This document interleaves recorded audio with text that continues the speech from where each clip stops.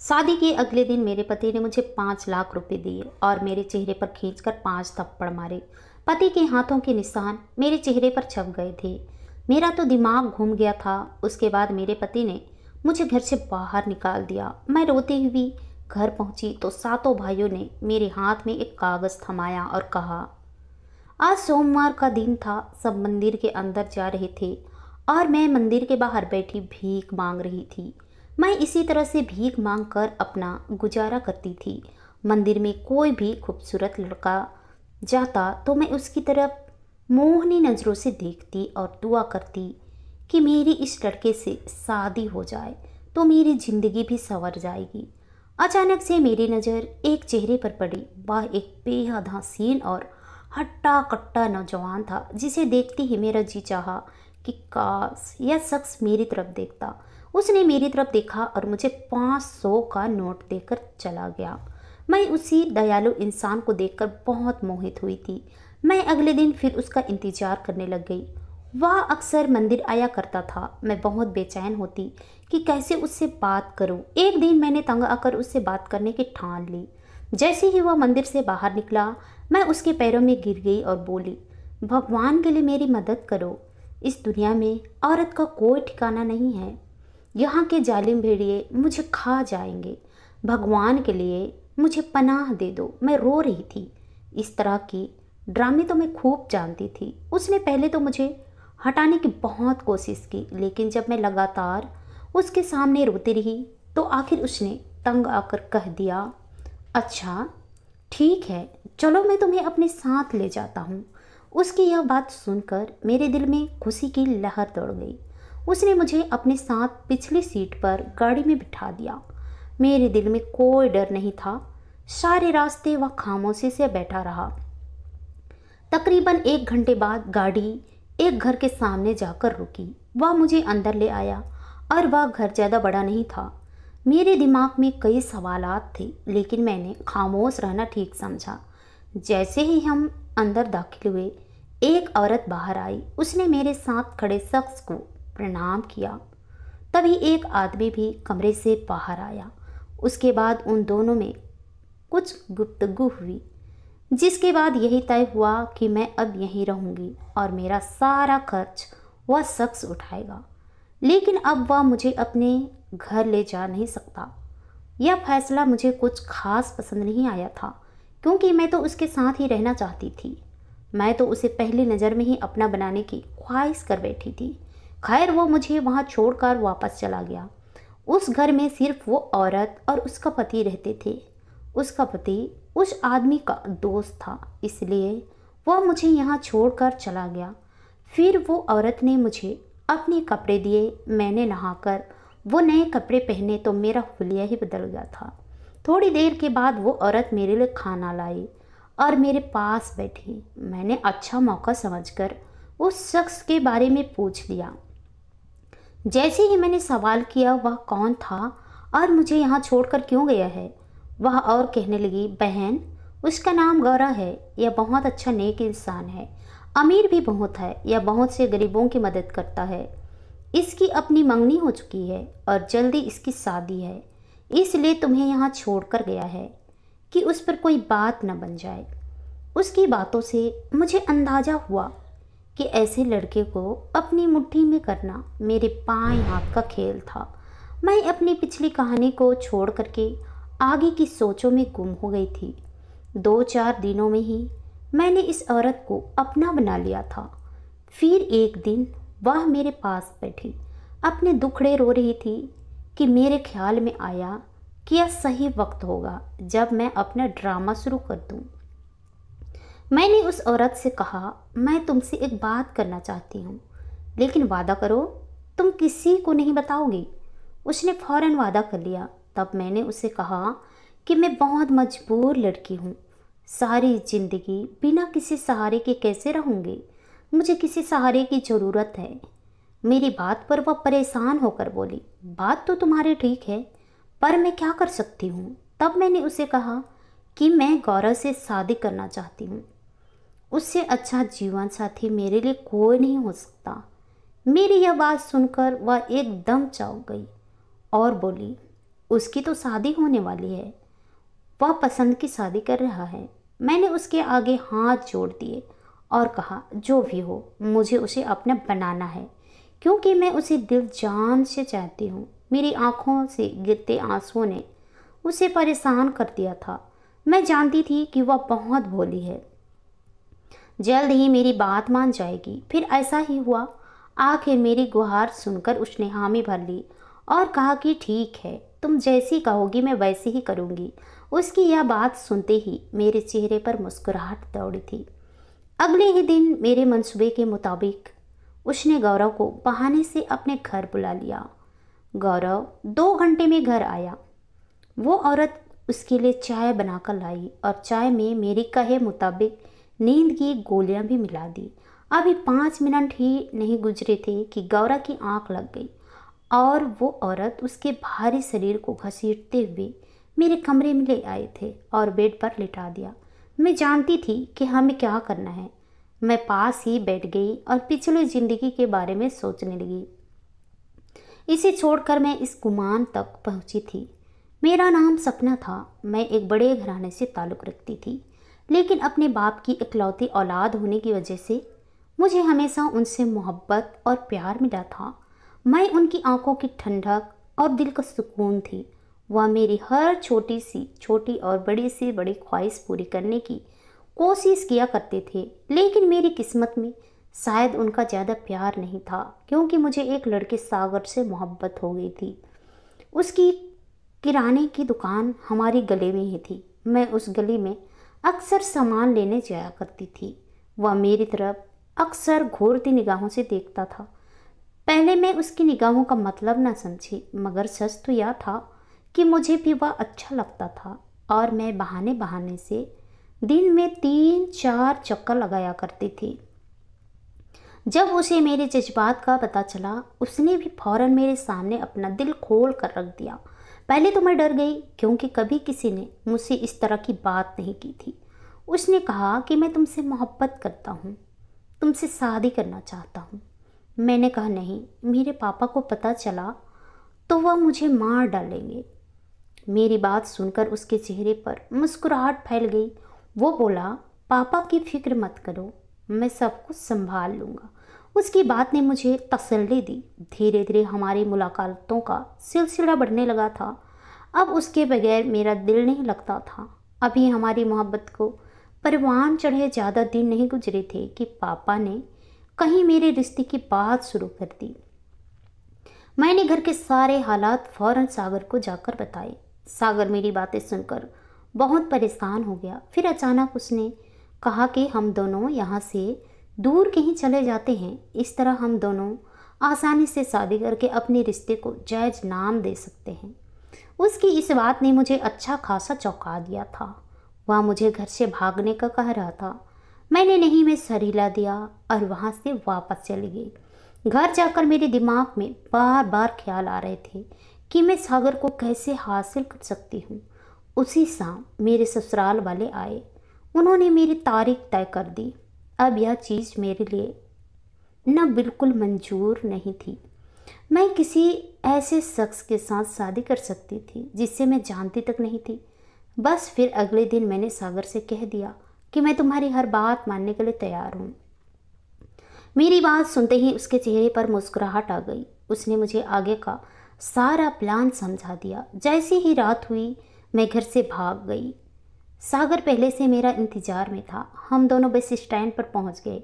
वहां से कानपुर की बस पकड़ी और रवाना हो गए। मुझे सारे रास्ते अपने माँ बाप की जुदाई का दुख हो रहा था। मैं जानती थी कि अब मैं कभी वापस नहीं जा सकती। सागर मुझे एक गांव जैसे इलाके में ले आया। हम दोनों वहां एक किराए के मकान में रहने लगे। मैंने उस घर में पहुंचते ही उससे कहा कि हम दोनों शादी कर लेते हैं। मेरी इस बात पर उसने मोहब्बत से मेरी तरफ देखा और बोला, हाँ, अब हम जल्दी से ही शादी कर लेंगे। उसकी इस बात से मुझे तसल्ली हो जाती, क्योंकि वह भी तो मेरी तरह घर बार छोड़कर ही आया था। हम पहली बार एक साथ रहे थे। जिंदगी बहुत खूबसूरत लगने लगी थी। यूं ही 7 दिन गुजर गए। मैंने उसे जिद की कि आज तो हमारा शादी हो ही जाना चाहिए। पहले तो वह यूं ही बातें करता रहा, लेकिन जब मैंने अपनी जिद न छोड़ी तो उसने कहा, ठीक है, मैं चाहता हूँ और शादी के लिए पंडित को ले आता हूँ। यह कहकर वह बाहर चला गया और मैं तैयार होने लगी। शाम हो गई थी मगर वह लौट कर नहीं आया था। मैंने उसका बहुत इंतज़ार किया मगर उसकी कोई खबर ना आई। पूरी रात मैंने इंतज़ार में गुजार दी। मेरे पास कुछ नहीं था जिससे मैं साबित कर सकती थी कि उसका और मेरा कोई रिश्ता था। उसके बाद फिर वह कभी नहीं आया था। महीना ख़त्म हुआ तो मकान के मालिक ने किराए की डिमांड कर दी जो कि मैं पूरी नहीं कर सकती थी। अगले महीने की 10 तारीख को उसने मुझे धक्के देकर घर से निकाल दिया था। अब मेरे पास कोई ठिकाना नहीं था। मेरी मंजिल कहाँ थी मैं नहीं जानती थी। 2 दिन तक मैं ठोकरें खाती रही लेकिन मुझे कोई ठिकाना नहीं मिला। मुझ जैसी लड़कियां जो माँ बाप का सर झुकाकर जाती है उनके साथ तो यही होता है। फिर मैं अपना पेट पालने के लिए मंदिर के आगे भीख मांगने लगी थी। मुझे अपना कोई नहीं लगता था लेकिन एक दिन जब गौरव को देखा तो लगा इससे अच्छा कोई इंसान हो ही नहीं सकता। इसलिए फौरन उसकी तरफ कदम बढ़ा दिए। इन्हीं सोच में डूबे कब मेरी आंख लग गई कुछ पता ही नहीं चला। लेकिन सुबह का सूरज अभी उदय नहीं हुआ था कि मेरी आंख खुल गई। फिर मैंने वही किया जो मेरे प्लान का हिस्सा था। मैं ज़ोर ज़ोर से चीखने लगी। मेरी आवाज़ पर गौरव भी उठकर खड़ा हो गया। इतने में वो औरत और उसका पति भी कमरे में आ गए। तब मैंने चीख चीख कर कहा, इस शख्स ने मुझे रात को नशे वाली चाय पिलाई थी और मैं बेहोश हो गई। यह कहकर मैं फूट फूट कर रोने लगी। वह अपनी सफाई में कुछ कहना चाहता था लेकिन मेरी चीख पुकार सुनकर वो औरत ने उसे धक्के देकर घर से निकाल दिया। फिलहाल मैं उसे हर हाल में पाना चाहती थी। अगले दिन मैं उसके घर पहुंच गई। मैं उस बंगले नुमा घर में दाखिल हुई तो मैंने नौकरानी से गौरव की माँ को बुलाने का कहा। चंद ही मिनटों बाद गौरव की माँ मेरे सामने बैठी थी। वह बहुत खूबसूरत औरत थी। उनकी नज़रों में कई सवालात थे क्योंकि वह मुझे पहचानती नहीं थी। मैं उनके सवालों से पहले ही उनके पैरों में गिर गई और फूट फूट कर रोने लगी। मेरे इस तरह रोने पर उन्होंने कहा, बेटी तुम कौन हो और तुम्हें दिक्कत क्या है? तब मैंने कहा, आंटी आपका बेटा गौरव, उसने मुझे बर्बाद कर दिया है, मेरी इज्जत खाक में मिला दी है। बताइए अब मैं कहाँ जाऊँगी? मेरे पास तो कोई सहारा ही नहीं है। वह मुझसे शादी भी नहीं करना चाहता। यह सुनकर उनके चेहरे का रंग बदलने लगे थे। उन्होंने मुझे अपने पैरों से उठाया और अपने सामने खड़ा करके पूछा, ये तुम क्या कह रही हो लड़की? मैंने उनके आगे हाथ जोड़ दिए और सारी कहानी सुना दी और फिर कहा, आंटी मैं बिल्कुल सच कह रही हूँ। अब आप बताइए मैं कहाँ जाऊँ? और फिर मैं ज़ोर ज़ोर से रोने लगी थी। इतने में गौरव घर में दाखिल हुआ। मुझे देखकर उसके चेहरे के रंग बदलने लगे थे लेकिन मैंने अपनी कार्रवाई जारी रखी और कहा कि आपका यह बेटा मेरी ज़िंदगी बर्बाद करके अब अनजान बन रहा है। गौरव की माँ ने अपने बेटे से पूछा, क्या इस लड़की के साथ तुमने रात गुजारी है? गौरव ने माँ को जवाब दिया, हाँ माँ। मगर इससे पहले वह कुछ कहता उसकी माँ ने उसे एक थप्पड़ मारकर चुप करवा दिया। अब उस औरत को भी मेरी बातों पर यकीन आ गया था। गौरव कुछ कहने ही लगा था कि उसकी माँ ने उसे फिर से टोक दिया और कहा, अब तुम सिर्फ मेरी बात सुनो, इस लड़की से जल्द शादी करो। अभी इसी वक्त जाओ और इससे शादी का बंदोबस्त करो। गौरव माँ के हुक्म के आगे मजबूर हो गया था। वह खामोशी से वहाँ से चला गया। उस औरत ने प्यार से मुझे गले लगाया और कहा, इस खानदान में कभी किसी के साथ नाइंसाफ़ी नहीं हुई तो तुम्हारे साथ कैसे हो सकती है? गौरव की माँ ने अपने बेटे की शादी तोड़कर मेरे साथ उसकी शादी तय कर दी। गौरव के मंगेतर का रो रो कर बुरा हाल था मगर मुझे उसकी कोई परवाह नहीं थी। अब मेरी सारी परेशानियां ख़त्म हो चुकी थी। शाम का वक्त हो गया लेकिन गौरव नहीं लौटा था। उसकी माँ भी काफ़ी परेशान नजर आ रही थी लेकिन इस सब के बावजूद उन्होंने अपनी फैसला नहीं बदला था। शाम को मैं और उसकी माँ चाय पी रहे थे जब अचानक घर में गौरव दाखिल हुआ। उसके साथ और 3 लोग और मौजूद थे। उसे देखकर मेरे चेहरे पर मुस्कुराहट आ गई। वो लम्हा मुझे ख्वाब सा लग रहा था। फिर अगले ही पल बड़ी सादगी से हम दोनों का शादी हो गया। मुझे हल्का फुल्का जेवर और मेकअप पहनाकर गौरव के कमरे में बिठा दिया गया। मैं अपनी इस जिंदगी से बेहद खुश और मगर कुछ देर के बाद गौरव कमरे में दाखिल हुआ। उसके हाथ में कागजात थे। वो आया और मेरे पास बैठा। मैं जो उससे प्यार मोहब्बत की बातें करने का सोच रही थी, मेरे सारे ख्वाबों को वह किस अंजाम तक पहुंचाने वाला था, यह मैंने सोचा भी नहीं था। उसने 5 लाख की रकम मेरे ऊपर फेंक दिया और मेरे चेहरे पर 5 जोरदार थप्पड़ मार दिए। मेरा दिमाग चकरा गया था, मेरी आंखों के सामने अंधेरा छा गया था। तब उसने कहा, यह तुम्हारा तलाकनामा है। तुमने यह सारा ड्रामा सिर्फ पैसों के लिए रचाया था। अब तुम्हें पैसे मिल गए हैं और मैंने अपना बदला भी ले लिया है। अब तुम यहाँ से निकल जाओ, इससे पहले कि मैं तुम्हें पुलिस के हवाले कर दूँ। मेरी आंखों में आंसू आ गए थे।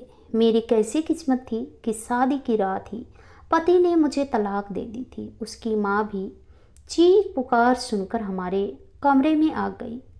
वह हैरान थी यह क्या हो रहा है, लेकिन गौरा ने उन्हें साफ शब्दों में कह दिया कि मैंने इस लड़की से अपना बदला ले लिया है। अगर अब आप लोगों ने इस मामले में दखलंदाजी की तो मैं यह घर छोड़कर चला जाऊंगा।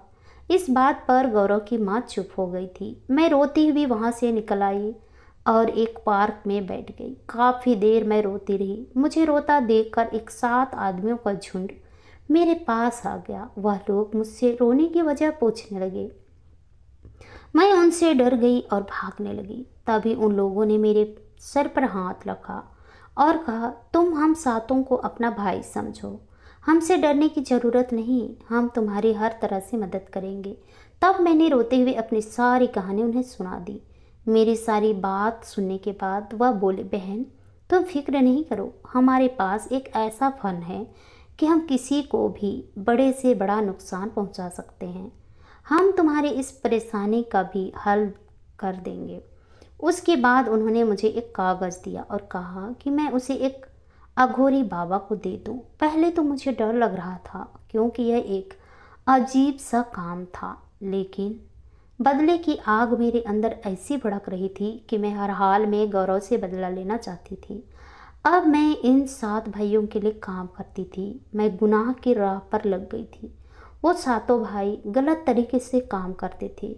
वो जो कहते मैं वैसा ही करती। अब मैं उनकी टीम का हिस्सा बन चुकी थी। एक दिन किसी काम से बाजार गई तो दुकान के सामने मुझे एक आदमी नजर आया जो जमीन पर इस तरह लेटा था जैसे कोई अपाहिज इंसान लेटा हो। हर कोई उसको कुछ न कुछ देकर जा रहा था। मैं उसकी तरफ बढ़ी, लेकिन जब मैंने उसका चेहरा देखा तो मेरे होश ही उड़ गए। यह वही था जिससे मैंने बेपनाह मोहब्बत की थी। वो गौरा था। आज उसका रौब और हर चीज़ मिट्टी में मिल गई थी और मेरा दिल खून के आंसू रो रहा था। मैं उससे बदला लेना चाहती थी मगर उसे इस अंजाम तक नहीं पहुंचाना चाहती थी। मैं वहां से मुड़कर भाग गई। मेरा दिल तेजी से धड़क रहा था। मेरे अंदर एहसास निंदा इस कदर बढ़ गया था कि मैं उसे बिल्कुल ठीक देखना चाहती थी। मैंने सोच लिया कि मैं कल गौरव के घर जाऊंगी। उसके घर वालों को सारी सच्चाई बताकर गौरव को उसके घर ले जाऊंगी, लेकिन ऊपर वाले को कुछ और ही मंजूर था। उस रात मुझे लकवा का अटैक आया और मैं खुद अपाहिज हो गई। मेरे लिए यह सदमा भी बड़ा था। मैं अपने पैरों पर खड़ी नहीं हो सकती थी, मगर मेरे दिमाग में उस शख्स का ख्याल बार बार आता था जिसे मैंने बर्बाद किया था। जैसे ही मेरी तबीयत थोड़ी संभली, मैं व्हील चेयर पर उस 7 भाइयों के पास गई और कहा, इस जादू का कोई तोड़ करो, इसने तो उल्टा मुझे ही बर्बाद कर दिया है। मेरी बात सुनकर वह हंसने लगे और बोले, जादू सिर्फ उन लोगों पर असर करता है जो गुनाह से दूर होते हैं। अगर तुम एक बेगुनाह औरत होती, तुम्हारे साथ ऐसा कुछ ना होता। बेहतर है कि तुम यहाँ से चली जाओ। यह सुनकर मेरी आंखों में आंसू आ गए। आज मुझे मेरे गुनाहों का फल मिल चुका था। मैं जान गई कि उन लोगों ने मेरा गलत इस्तेमाल किया है। अगले दिन हिम्मत करके मैं उस लड़की के पास गई जिससे मैंने गौरव को दूर किया था।